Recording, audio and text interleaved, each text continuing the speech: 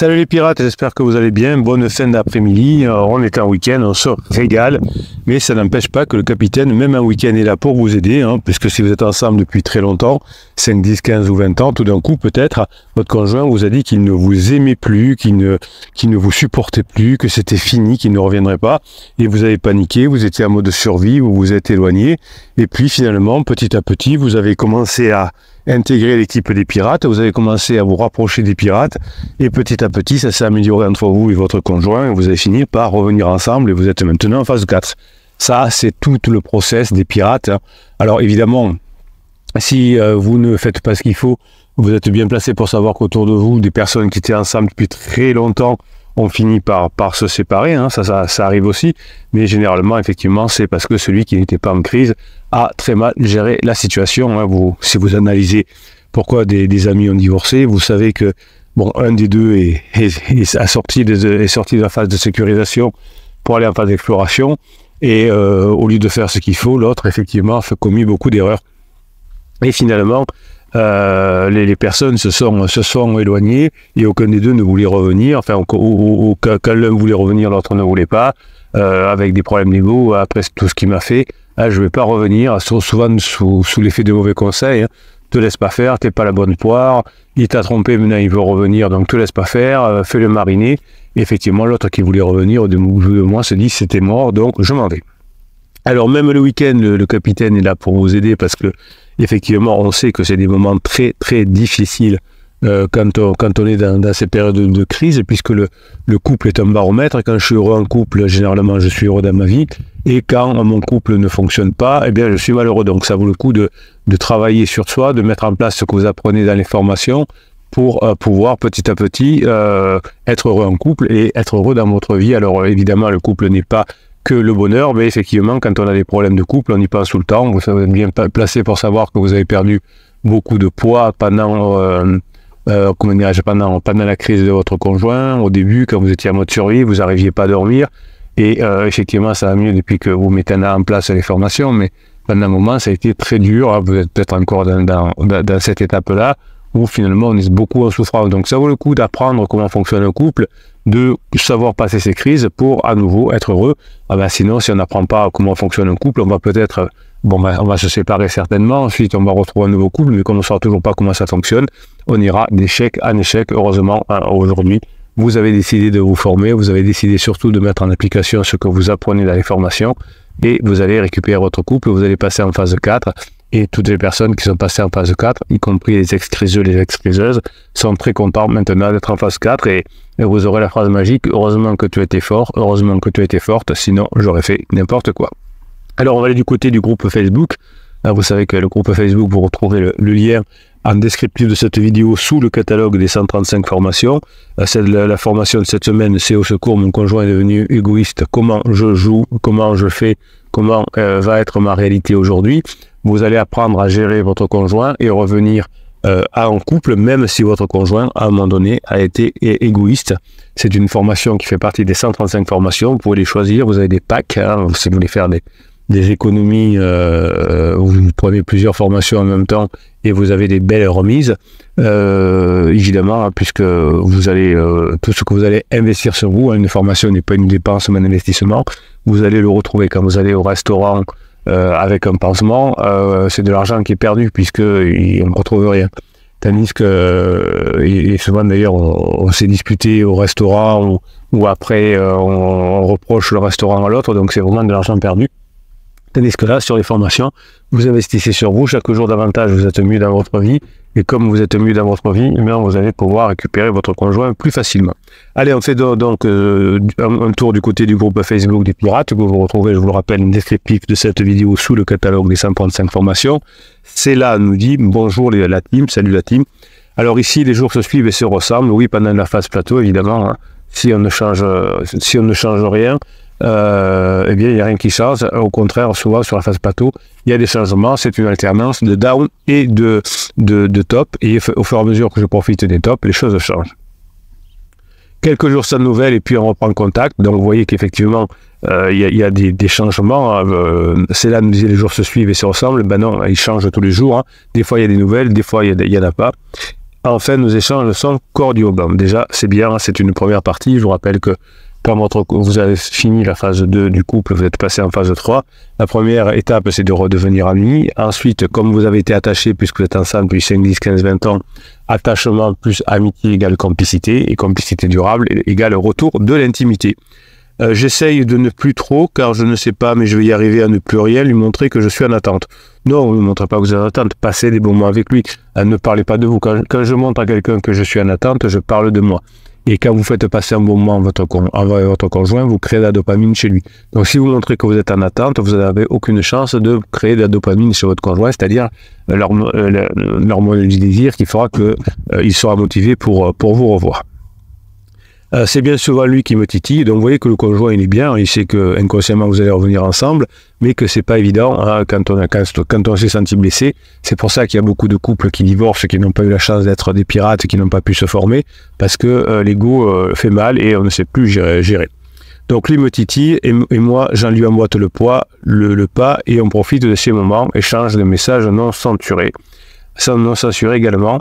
J'ai eu droit à des messages du genre « Sorry, mais ce soir je suis trop fatigué, je ne demande pas de justificatif. Hein. » Donc là, vous voyez que c'est là nous met des extraits de messages écrits, donc évitez. Alors oui, quand ça va très bien, on peut s'envoyer des messages, évidemment, du type « Coucou, est-ce que tu peux ramener le pain? J'ai pas eu le temps d'en acheter. » Là, il y a de la drague, mais par texto. Ça ne va pas mener grand-chose parce que ça va avoir un effet sur l'instant, mais comme vous n'êtes pas face à face, ensuite la vie va passer et finalement ça ne va pas avoir un grand effet. On ne peut pas récupérer son conjoint par l'écrit, mais par de l'émotion. Alors hier, il était invité à manger chez notre fils aîné. Oh, la chance de voir le petit. Je lui réponds par texto, fais-toi inviter. Je ne relève pas, je rentre chez moi. Mon fils m'appelle. Vous voyez, alors ça c'est intéressant. Cette pirate écrit, fait l'inverse de ce qu'il faut faire, donc écrit par message avec son conjoint, donc c'est pour ça que tout est normal et que ça n'avance pas. Et en revanche, mon fils m'appelle, vous voyez que c'est normal, voilà, on appelle, on ne voit pas un texto.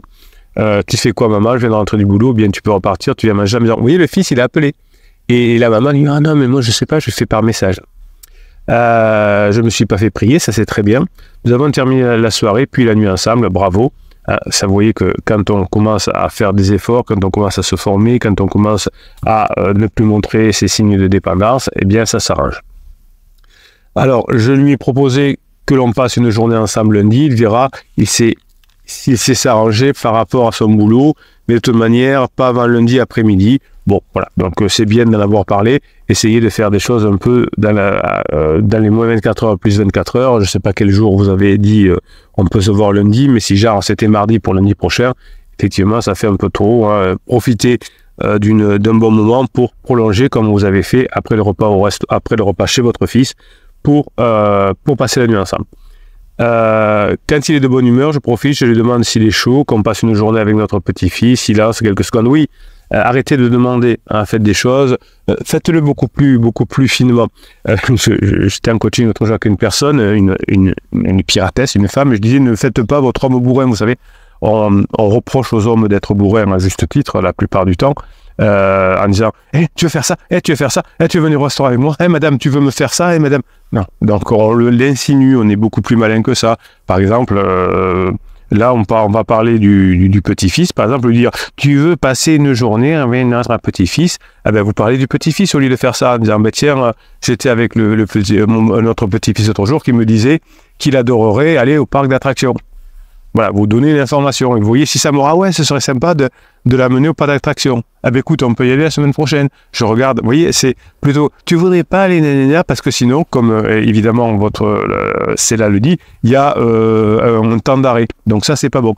Donc soyez malin. Alors, on n'avait pas appris, hein, évidemment, dans toute sa vie, dans toute sa carrière.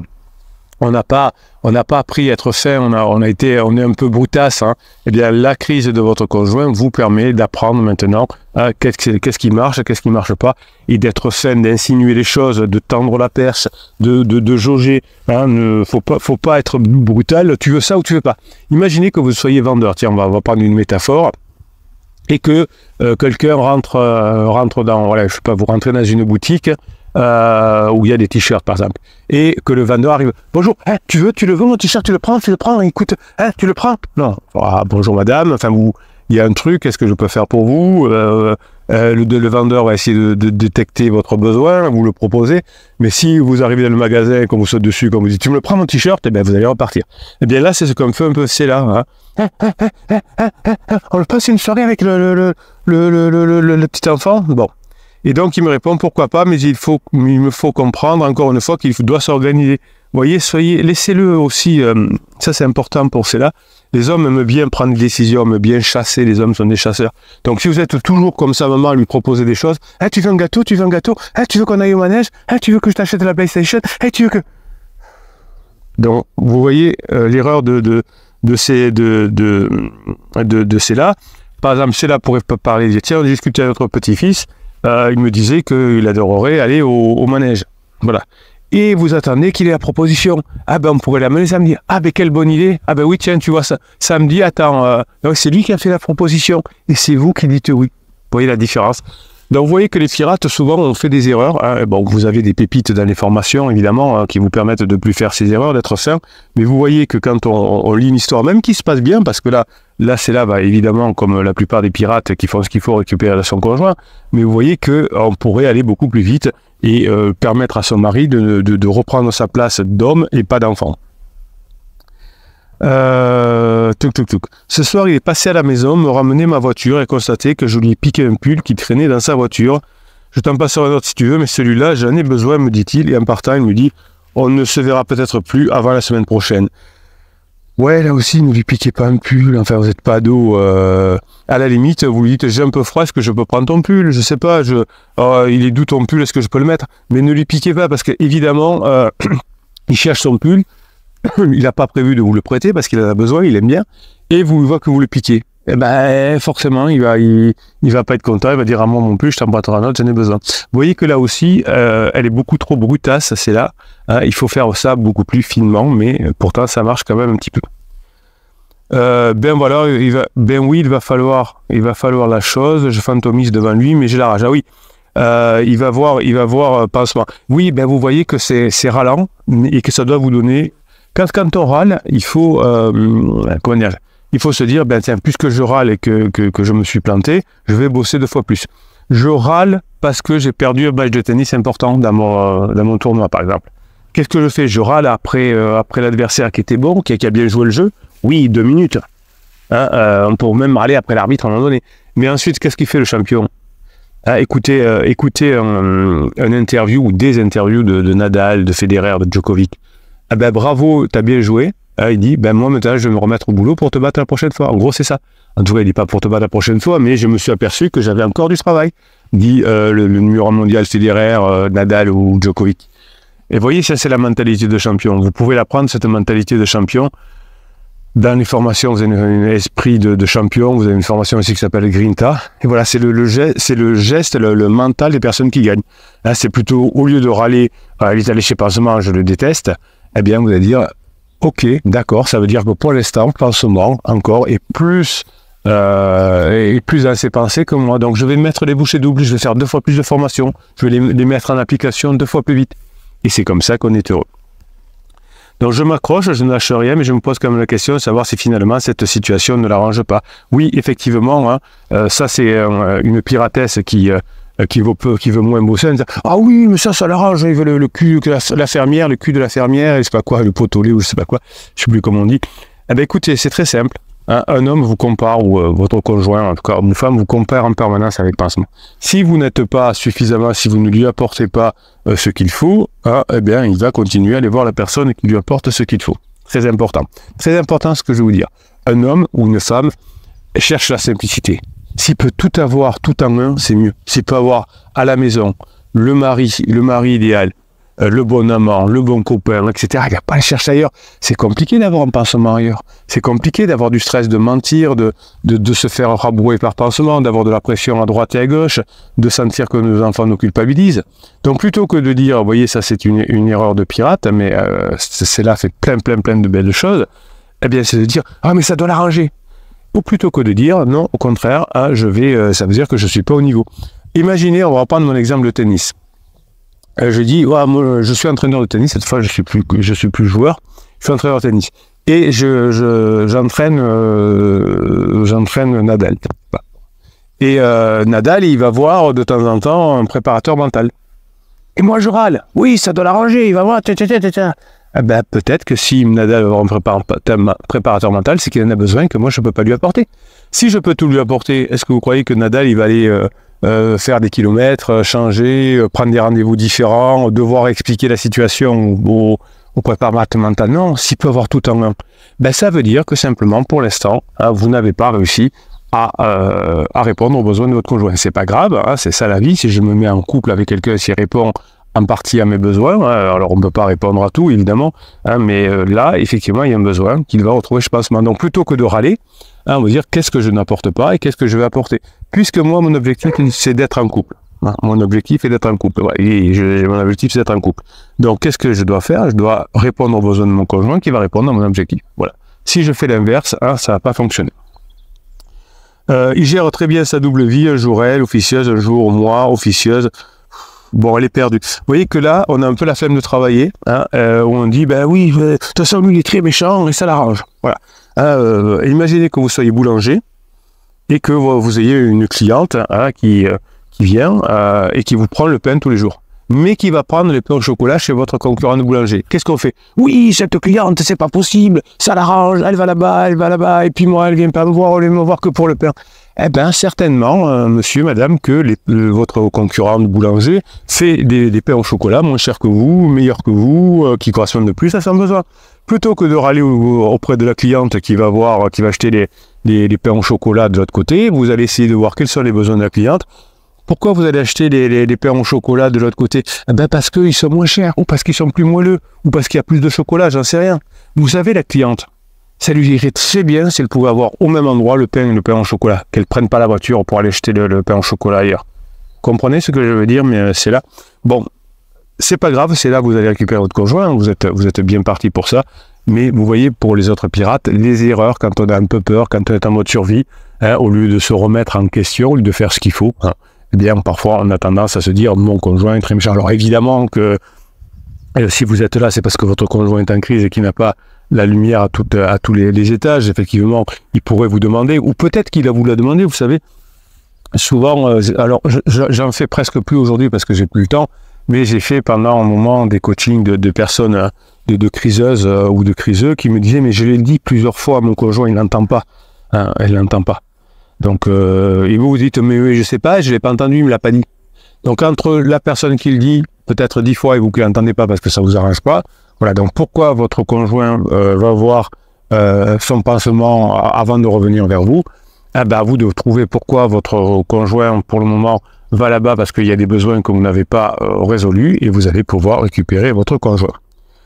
Selon vous, je continue comme ça, je m'éloigne un peu, ben, allez, envoyez les mauvais conseils. Oui, c'est ça, votre conjoint a besoin de quelque chose, eh bien, qu'est-ce que je vais faire? Je vais m'éloigner pour lui montrer que moi, je ne me laisse pas faire et que... Vous voyez pourquoi les personnes divorcent avec ces pensées-là? Alors, je ne sais pas qui a mis cette pensée dans la tête de celle-là, mais ça pourrait être effectivement désastreux si celle-là faisait un « fuis-moi, je te suis » ou faisait une manipulation du type silence radio.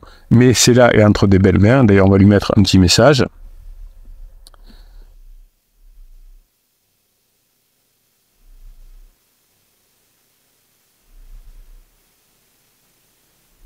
Voilà, c'est fait. Et on va l'aider fort.